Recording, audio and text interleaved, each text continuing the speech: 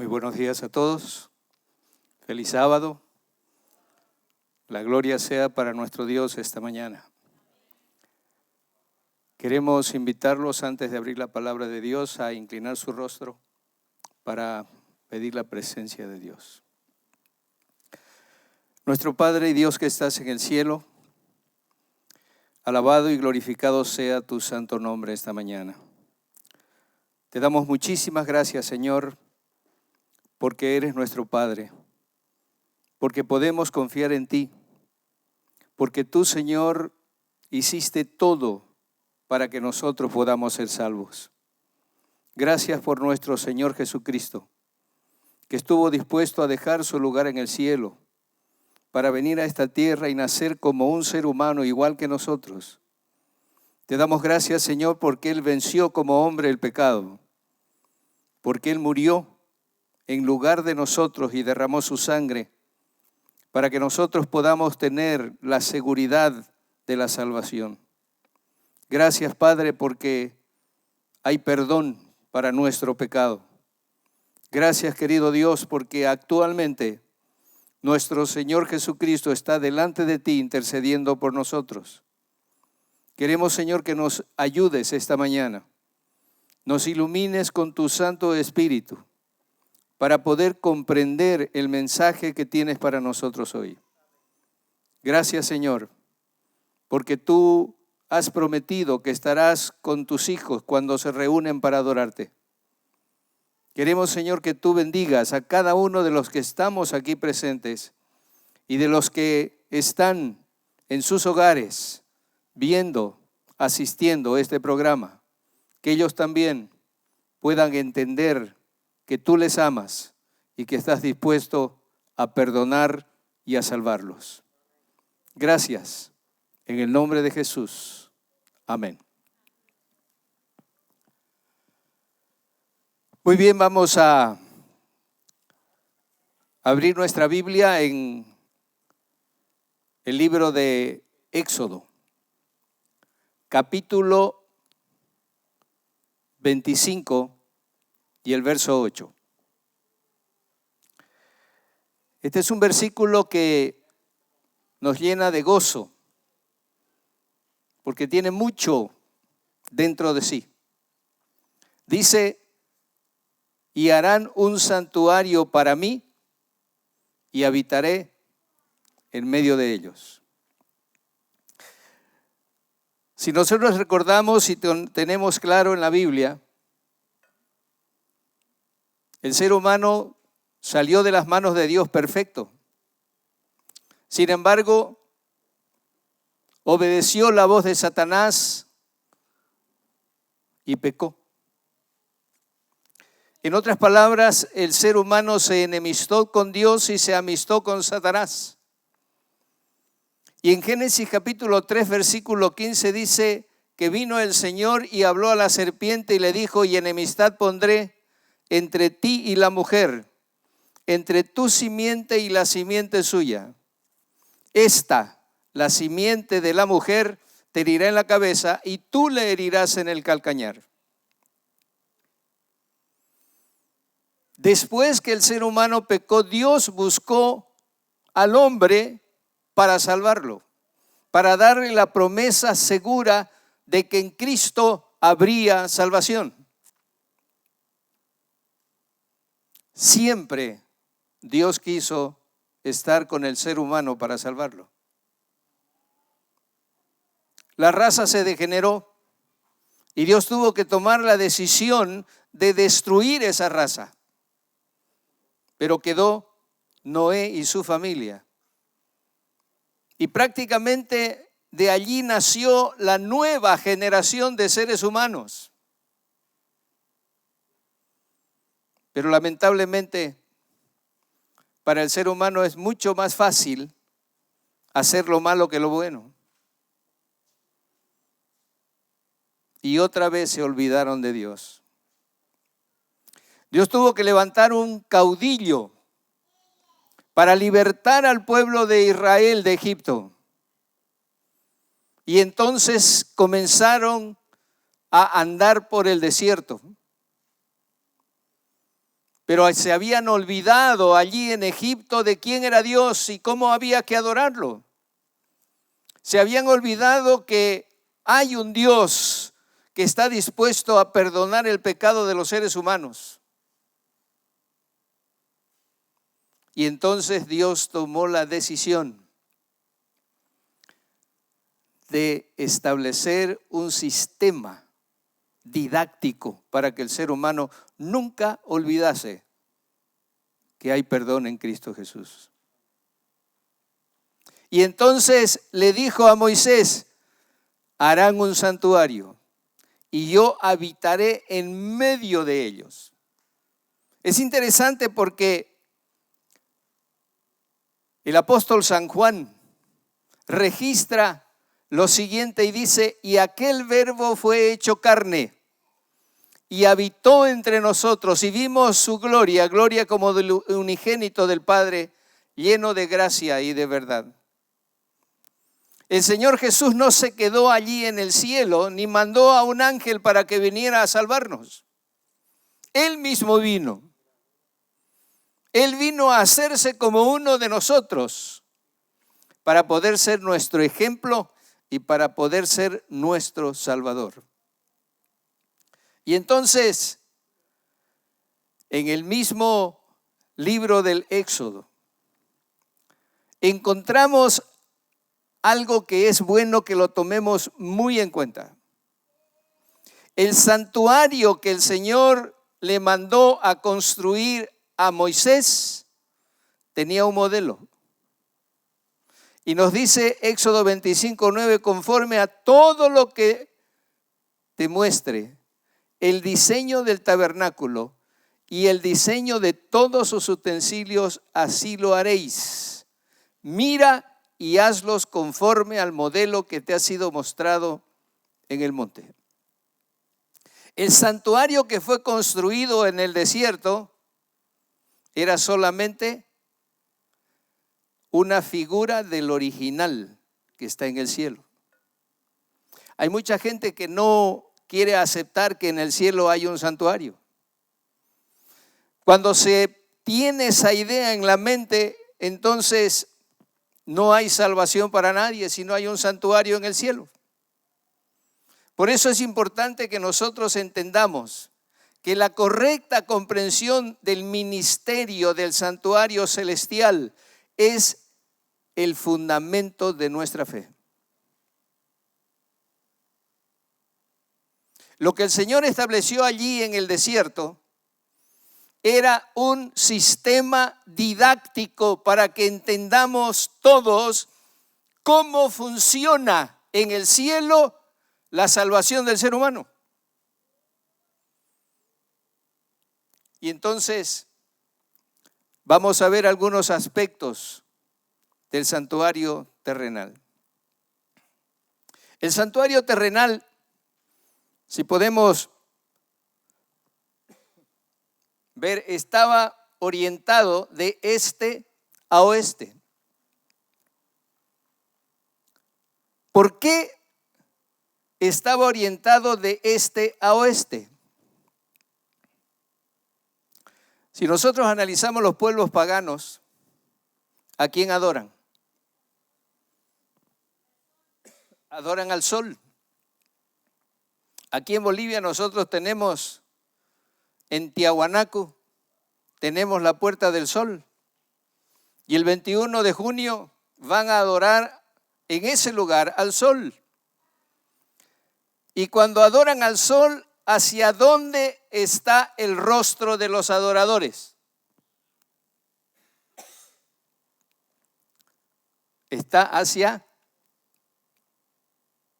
el oriente. ¿Por dónde sale el sol?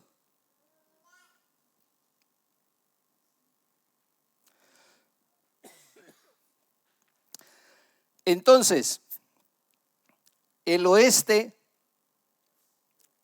y el este.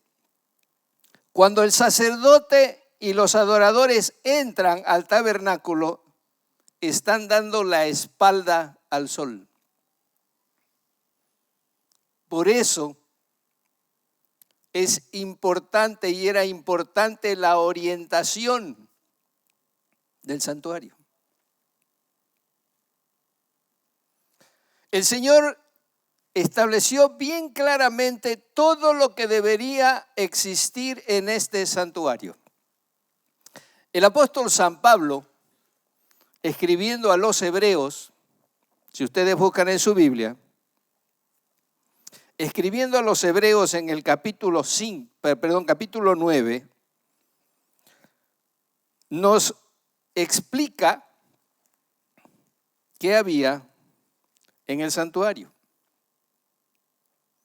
¿Ya lo tienen? Dice así el apóstol San Pablo: ahora bien, aún el primer pacto tenía ordenanzas de culto y un santuario terrenal.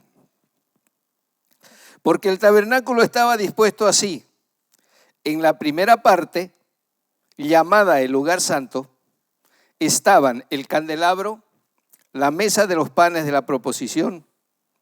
Tras el segundo velo estaba la parte del tabernáculo llamada el lugar santísimo, el cual tenía un incensario de oro y el arca del pacto cubierta de oro por todas partes. Y en la que estaba una urna de oro que contenía el maná, la vara de Aarón que reverdeció y las tablas del pacto. Sobre ella los querubines de gloria que cubrían el propiciatorio, de las cuales cosas no se puede ahora hablar en detalle.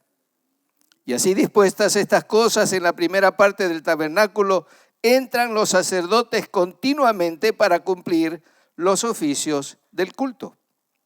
Pero en la segunda parte, solo el sumo sacerdote una vez al año, no sin sangre, la cual ofrece por sí mismo y por los pecados de ignorancia del pueblo.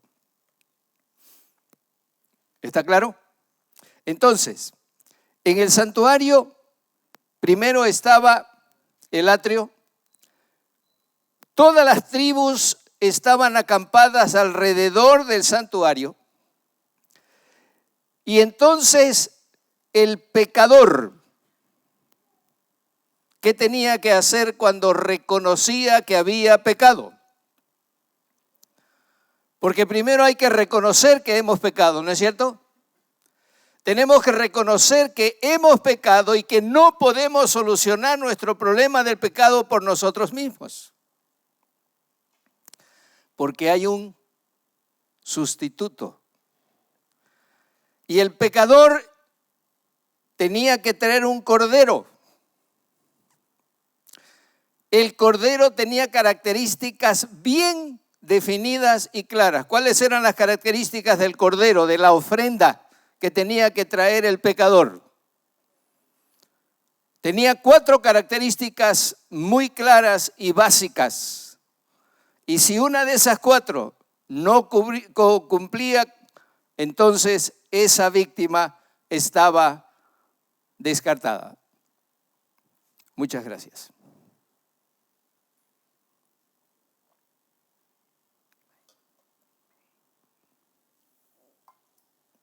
¿Cuáles eran las 4 características? Primero tenía que ser macho, de 1 año. No tenía que tener ninguna mancha, ni tampoco defecto. ¿Por qué tenía esas características el cordero? ¿Había alguna razón? ¿A quién representaba ese cordero? ¿Qué dijo Juan el Bautista cuando vio a Jesús venir? He ahí el Cordero de Dios que quita el pecado del mundo. Ese cordero era el sustituto del pecador. Pero quiero que tengan presente lo siguiente. Ningún pecador llegaba delante del atrio sin antes haber reconocido que había pecado. Sin antes haber reconocido que él no podía solucionar su problema de pecado por sí mismo. El cordero como animal no salvaba al ser humano, pero era el símbolo del Salvador. Y cuando el ser humano, el pecador, llegaba ante el atrio y el sacerdote lo esperaba, el pecador ponía sus manos sobre la cabeza de ese cordero, confesaba su pecado y luego lo degollaba. ¿Por qué no lo degollaba el sacerdote? ¿Por qué tenía que el pecador degollar al cordero? ¿Cuál era la razón? ¿Qué dice el profeta Isaías? Él cargó con todas nuestras iniquidades, fue molido por nuestros pecados. El Señor Jesús, Él cargó con nuestros pecados. Por eso cuando el pecador ponía sus manos sobre la cabeza, estaba transfiriendo prácticamente el pecado al animal. Pero cuando degollaba, el sacerdote recibía la sangre de ese animal. Y esa sangre era llevada primero a los cuernos del altar del sacrificio. Y luego entonces era llevada dentro del lugar santo. Y era asperjada en el velo que dividía el lugar santo del lugar santísimo. El sacerdote, representando también a Jesús, simbolizando también a Jesús, llevaba el pecado perdonado a ser transferido en el santuario terrenal.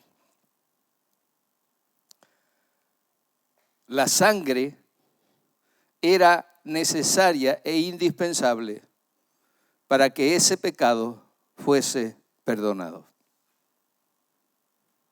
Este sistema era de todos los días. Entonces, vamos a mirar aquí un poco más detalladamente el santuario.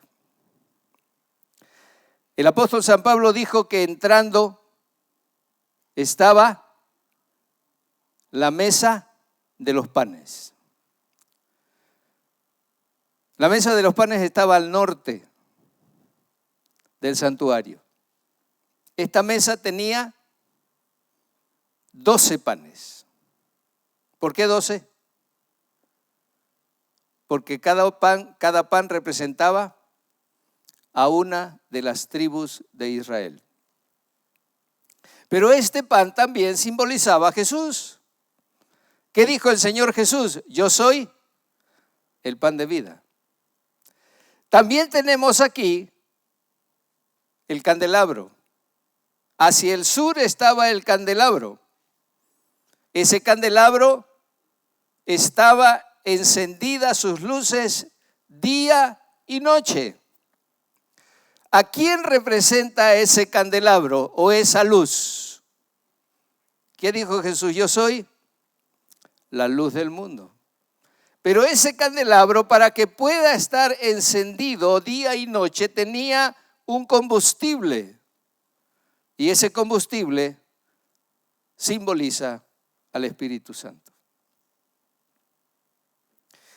Si ustedes se dan cuenta, todo el sistema del santuario simbolizaba a Jesús y su trabajo de salvación en favor del ser humano. Jesús está representado en el Cordero. Jesús está representado en el sacerdote. Jesús está representado en el pan. Jesús está representado o simbolizado, mejor dicho, en la luz. Jesús está simbolizado en el altar del incienso. Interesante, el apóstol San Pablo en Hebreos 9 pone el altar del incienso como parte del lugar santísimo. Pero en realidad estaba en el lugar santo. Solamente que como el viento entraba de este lado, el humo del incienso pasaba al lugar santísimo. Seguimos. Vamos a hablar ahora de este altar. Ese es el altar del sacrificio. La víctima que había sido degollada pasaba a ser quemada en el altar del sacrificio. ¿Qué simboliza el altar del sacrificio? El lugar donde Cristo murió. Es interesante. El Señor Jesús no tenía que morir. Él no había cometido pecado. El Señor Jesús era inmaculado. Sin embargo, Él había venido para morir en lugar del pecador. Él tenía que pagar la deuda que el pecador debía. Y Él estuvo dispuesto a entregar su vida en lugar de nosotros. Nosotros encontramos a Jesús en el Getsemaní, orando. ¿Y qué dijo Jesús en su oración? Padre, si es posible, pase de mí esta copa, pero no se haga mi voluntad, sino la tuya. El Señor Jesús en ese momento tomó la decisión definitiva de pagar la deuda que a nosotros nos correspondía pagar. En el Getsemaní, el Señor decidió dar el paso siguiente para ir al sacrificio. El peso del pecado fue sobre Él. Así como el cordero recibía en su cabeza simbólicamente el pecado del pecador, el Señor Jesús recibió, como dice el profeta Isaías, Él cargó con nuestras iniquidades. ¿Saben que el Señor Jesús no murió por los azotes? El Señor Jesús no murió por el cansancio de haber cargado esa pesada cruz. El Señor Jesús no murió porque le hirieron el costado o le atravesaron los pies y las manos. El Señor Jesús murió porque su corazón fue quebrantado. Porque Él es el único que realmente sintió el peso de la culpabilidad del pecado. Cuando nosotros vamos al santuario, este altar debe hacernos recuerdo de que alguien murió en nuestro lugar. La cruz del Calvario tiene un significado tremendamente grande para nosotros. Si Jesús no hubiera dado su vida, no tendríamos ninguna esperanza de salvación.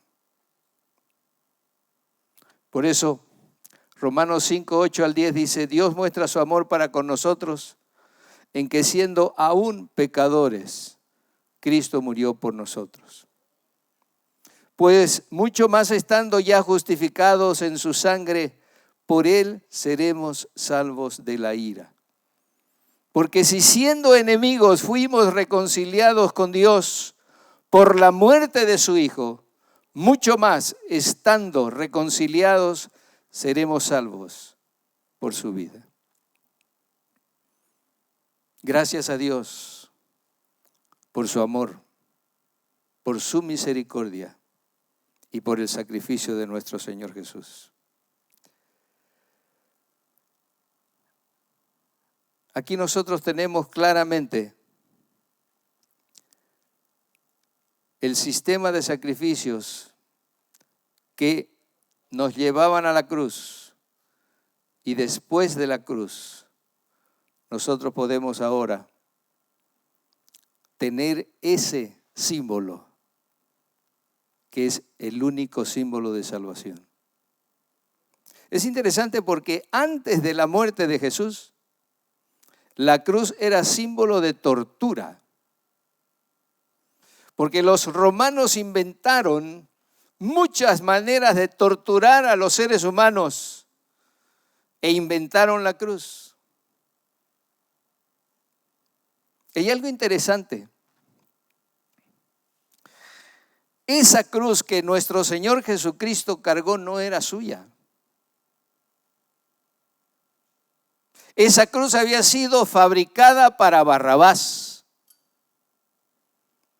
Barrabás fue tomado preso porque era sedicioso, era criminal. Él se decía ser el Mesías. Y cuando fue tomado preso y juzgado, fue declarado reo de muerte. Y se lo declaró para morir en una cruz. Pero en la noche antes de que Barrabás fuera ejecutado, tomaron preso a Jesús. Y como se dice normalmente, entre gallos y medianoche, Jesús fue juzgado y declarado reo de muerte. Y Pilato, para salvar su puesto políticamente, preguntó a la multitud: ¿a quién ustedes quieren que yo suelte? Él nunca imaginó que Satanás estaba entre la multitud moviendo a esa gente. Y la gente prefirió soltar a Barrabás. Ahora yo les pregunto, ¿a quién nos parecemos nosotros? ¿A Jesús o a Barrabás? Jesús cargó una cruz que no era suya. Jesús cargó mi pecado y el tuyo y murió por eso, para que tú y yo tengamos vida. Por eso el apóstol San Juan dice: y la sangre de Jesucristo su Hijo nos limpia de todo pecado. Alabado sea el Señor. Seguimos conociendo algunos aspectos interesantes del santuario. Tenemos la fuente. Esta fuente estaba fabricada con espejos internamente, y esta fuente era para que los sacerdotes, después de haber rociado la sangre o haber hecho el sacrificio, antes de entrar al santuario se lavaran las manos. Pero esta fuente tiene también un significado para nosotros ahora. El Señor Jesús es comparado con el agua, ¿no es cierto? El único que puede limpiar nuestros pecados es Cristo Jesús. Y repito el versículo que mencioné anteriormente: y la sangre de Jesucristo su Hijo nos limpia de todo pecado. Y es interesante porque además de eso, el Señor pide de nosotros que tengamos limpieza no solamente externa, sino de mente. Y el Señor, dentro de las bienaventuranzas, dijo: bienaventurados los de limpio corazón, porque ellos verán a Dios. Porque Él quiere que nuestra mente también esté limpia. Tenemos que aprender a controlar nuestros pensamientos. Porque como dice el sabio Salomón, sobre toda cosa guardada, guarda tu mente, porque de ella mana la vida. Nuestra mente es el manantial de la vida. Y el Señor Jesús dijo que de la abundancia de la mente habla la boca. Si nosotros no tenemos en nuestra mente a Cristo Jesús y Cristo no se convierte en el centro de nuestra vida y de nuestros pensamientos, no vamos a tomar en cuenta lo que hablamos, ni lo que vemos, ni lo que escuchamos, y llenaremos nuestra mente de basura. Y no seremos sensibles a la voz del Señor. Es una necesidad que nosotros seamos limpios por la sangre de Jesús y nos mantengamos limpios. El apóstol San Juan en 1 de Juan 1:9 dice: si confesamos nuestros pecados, Él es fiel y justo para perdonar nuestros pecados y limpiarnos de toda maldad.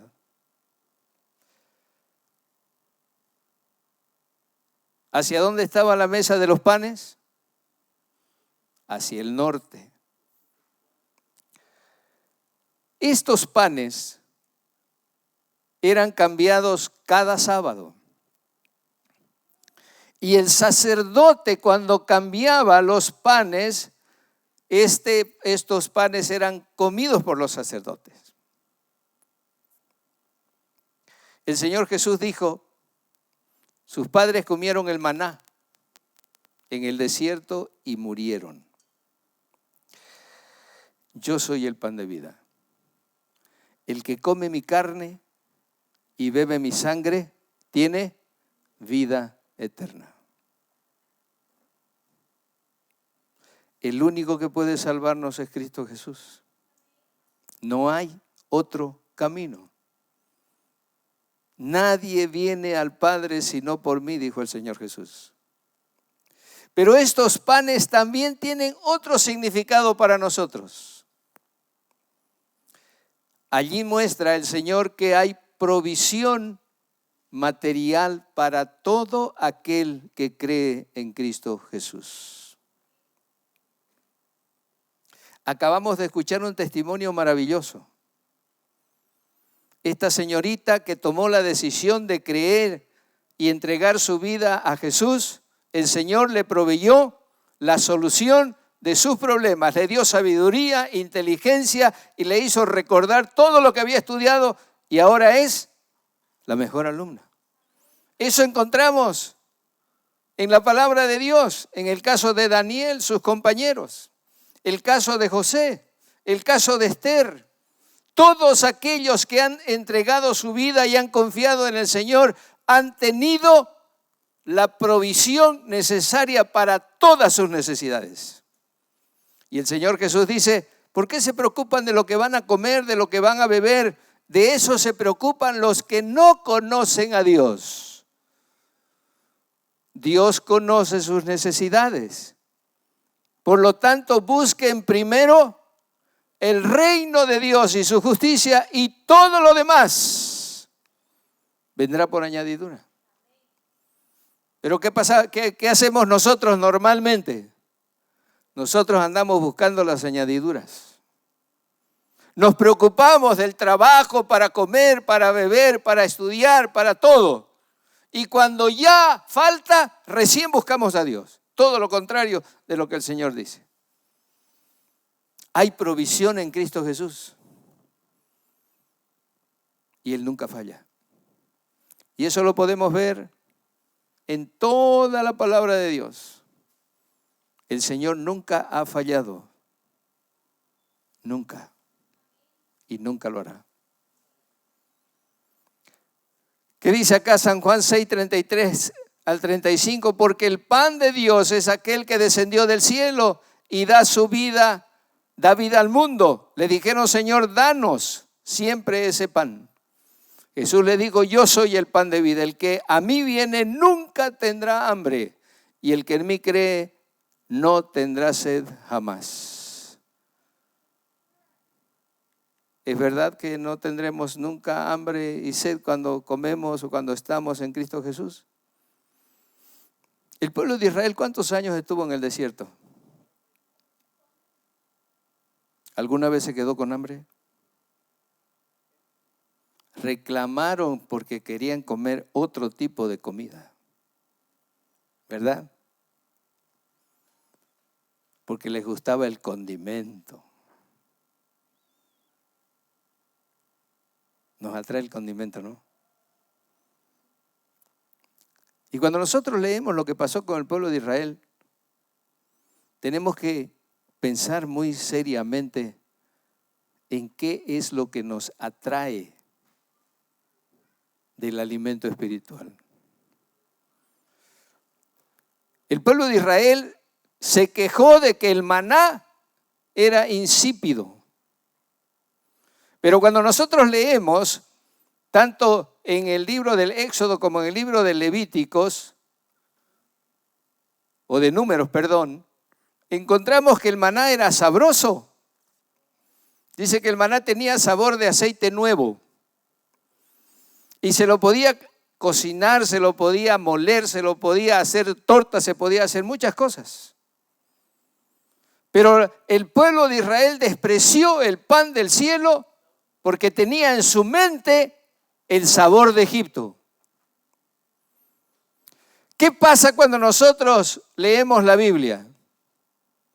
En la Biblia no hay suspenso, no hay emoción. Las novelas sí nos atraen, las películas nos atraen, ¿no es cierto? Y llenamos nuestra mente con eso y cuando vamos a leer la Biblia es insípida. Porque nosotros queremos leer la Biblia y en nuestra mente tenemos otro sabor. Yo soy el pan de vida. El que come mi carne y bebe mi sangre tiene vida eterna. Y nunca tendrá hambre ni tendrá sed. El candelabro. San Juan capítulo 3 versículos 17 al 21. Dice así: porque no me dio a su Hijo al mundo para condenar al mundo, sino para que el mundo sea salvo por él. El que en él cree no es condenado, pero el que no cree ya ha sido condenado porque no ha creído en el unigénito, en el nombre del unigénito Hijo de Dios. Y esta es la condenación, que la luz vino al mundo y los hombres amaron más las tinieblas que la luz porque sus obras eran malas. ¿Dónde está la condenación? Porque todo aquel que hace lo malo aborrece la luz y no viene a la luz para que sus obras no sean reprendidas. Mas el que practica la verdad viene a la luz para que sea manifiesto que sus obras son hechas en Dios. ¿Quién es la luz? Cristo Jesús. Pero cuando el Señor ilumina mi mente y lo que el Señor me dice en su palabra no está de acuerdo con mis gustos personales, ¿qué hago yo? Bueno, pero, ¿no es cierto? Y ahí ponemos los peros para vivir a nuestro gusto y queremos que Dios se adecúe a nuestra vida y no nosotros adecuarnos a su palabra. Y por eso vivimos un cristianismo acomodaticio. El Señor no nos salvará en nuestros pecados, mis hermanos. El Señor nos salva del pecado. Y cuando Él nos perdona, nos limpia de todo pecado y luego tenemos una vida de acuerdo con su voluntad. La luz de su palabra, cuando ilumina nuestra vida, debemos seguirla, porque ese es el único camino de la salvación.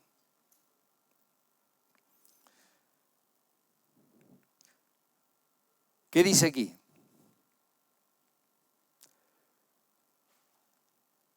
Ahora vamos al altar del incienso.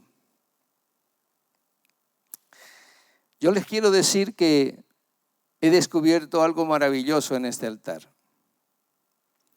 ¿Qué sucedía en este altar? El sacerdote tomaba el fuego del santuario porque no se podía poner fuego extraño en el incensario.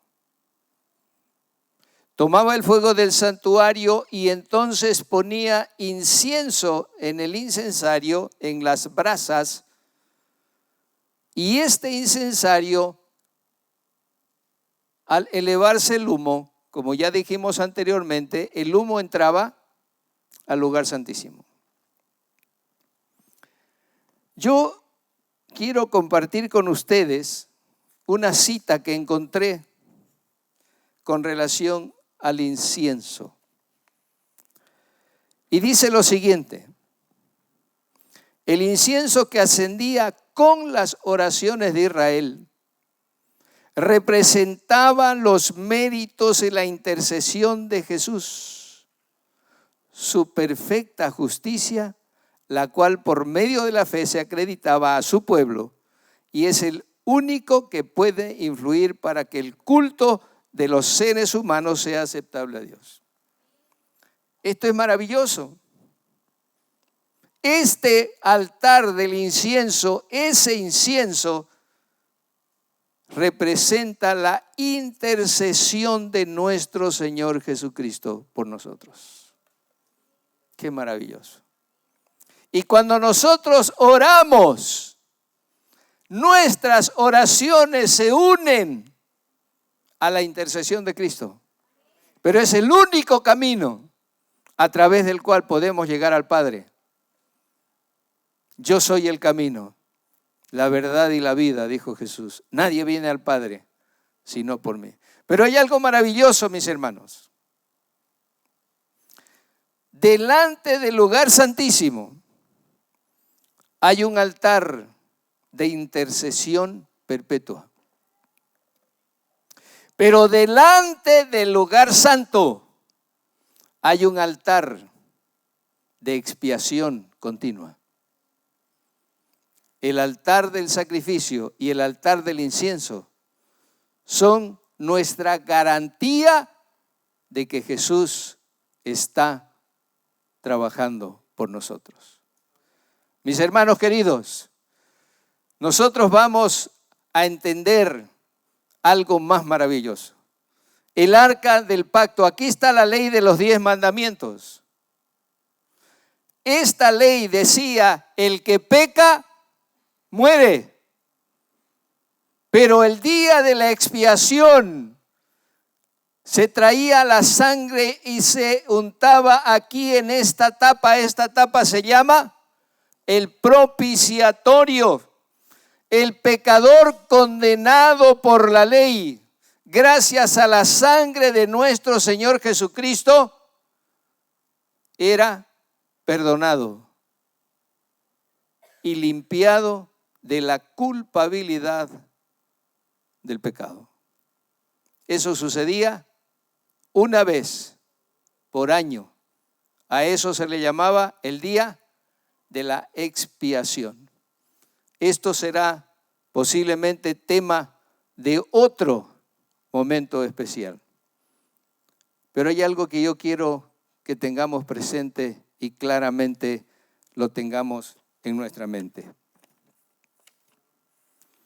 Ahora, en este momento, ¿dónde está Jesús?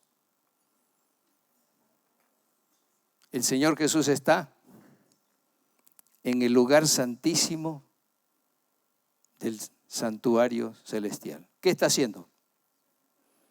Está intercediendo por nosotros. El apóstol San Pablo, en Hebreos capítulo 4, dice lo siguiente, versículos 14 al 16. Por tanto, teniendo un gran sumo sacerdote que traspasó los cielos, Jesús el Hijo de Dios, retengamos nuestra profesión, porque no tenemos un sumo sacerdote que no pueda compadecerse de nuestras debilidades, sino uno que fue tentado en todo, según nuestra semejanza, pero sin pecado. Y luego dice, acerquémonos pues confiadamente al trono de la gracia para alcanzar misericordia y hallar gracia para el oportuno socorro. Cuando pecamos, mis hermanos, no tengamos miedo de ir a Jesús. No tengamos miedo de arrodillarnos y contarle nuestros pecados. El apóstol San Juan dice, hijitos míos, estas cosas os escribo para que no pequéis. Pero si alguno hubiere pecado, abogado tenemos para con el Padre a Jesucristo el justo. Vayamos a Jesús, contémosle la verdad, no justifiquemos nuestro pecado. Porque si justificamos nuestro pecado ya no necesitamos abogado. Nosotros nos estamos defendiendo solos. Pero el Señor Jesús, sin duda alguna, Él está listo para interceder por nosotros ante el Padre y presentar su sangre y su sacrificio en lugar de nosotros. Que esto quede en nuestra mente. y que el Señor sea nuestro Salvador y el Señor de nuestra vida.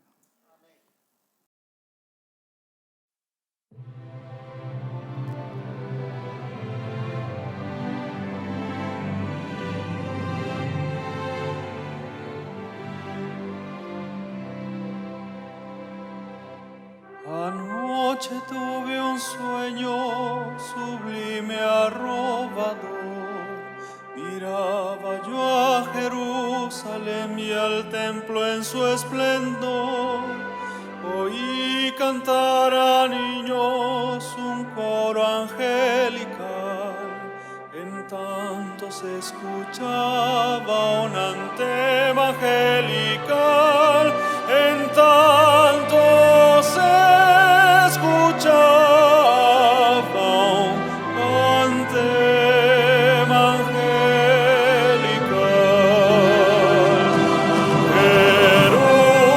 Jerusalén,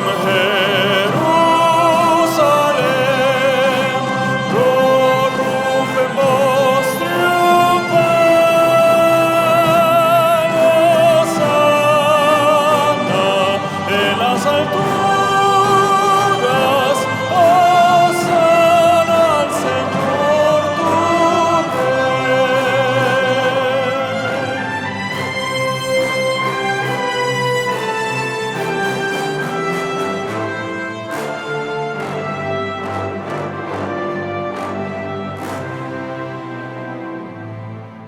Mi sueño luego se calmó y una quietud reinó. Callaron los hosanas y el infantil clamor. Tras misterioso manto el sol cubrió su resplandor. Y la sombra de una cruz en el Calvario apareció. Y la sombra de una cruz en el Calvario apareció.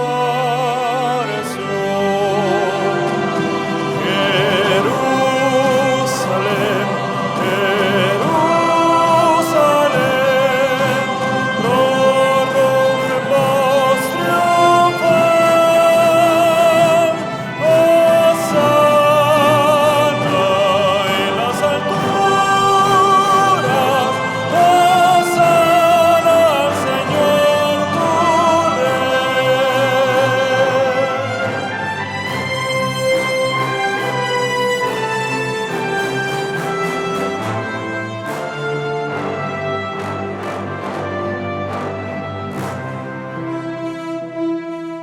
Y un cuadro nuevo contemplé, prodigio fue sin parar, y vi la ciudad santa junto al sereno mar. Dios la alumbraba con su luz, sus calles de oro vi, y quien en ella ansiaba entrar, la vida hallaba allí. Estrellas, luna y astro rey perdieron su fulgor al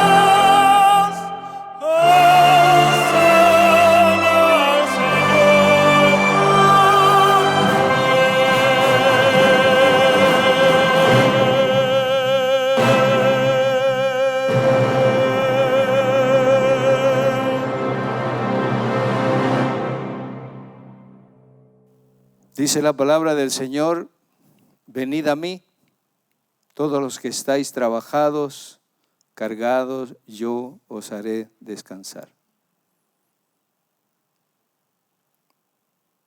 ¿No nos gustaría venir a Jesús esta mañana y decirle, Señor, gracias, porque hay perdón en ti? Gracias porque Jesús murió en mi lugar. Gracias porque sin ti no soy nadie, pero contigo tengo todo. ¿Alguien quisiera aceptar la invitación del Señor esta mañana, poniéndose de pie? Amén.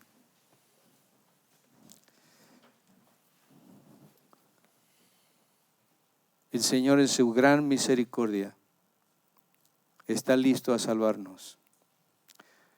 No huyamos de Él. Démosle la espalda al pecado y vayamos a Él que nos está esperando con los brazos abiertos para salvarnos, para limpiarnos y para que podamos tener la segura esperanza de estar con Él por la eternidad. En esa ciudad maravillosa que acabamos de escuchar en esta canción. Oremos al Señor. Oh Padre que estás en el cielo, hay mucho gozo en nuestro corazón esta mañana, porque hemos podido entender una vez más cuánto tú nos amas. No logramos, Señor, entender la magnitud de tu amor hacia nosotros. Y muchas veces es por eso que no valoramos ese amor tuyo por nosotros. Pero Señor, te damos gracias porque aún nos llamas para que vengamos hacia ti. Acéptanos, Señor, hoy. Tú mejor que nadie nos conoces personalmente, íntimamente. Acepta, Señor, el clamor de nuestro corazón, la decisión de nuestro corazón de entregártelo al 100%. Ayúdanos a vivir de acuerdo con tu santa voluntad, para que cuando Jesús vuelva por segunda vez, estemos entre aquellos que levanten sus brazos y podamos decir, he aquí nuestro Dios, le hemos esperado y nos salvará. Y podamos estar en aquella maravillosa ciudad que tú has preparado para aquellos que te aman. Gracias, Padre, por tu palabra. Gracias por tu misericordia y amor y por tu poder. Gracias por tu salvación. Oramos en el nombre de nuestro Señor Jesucristo.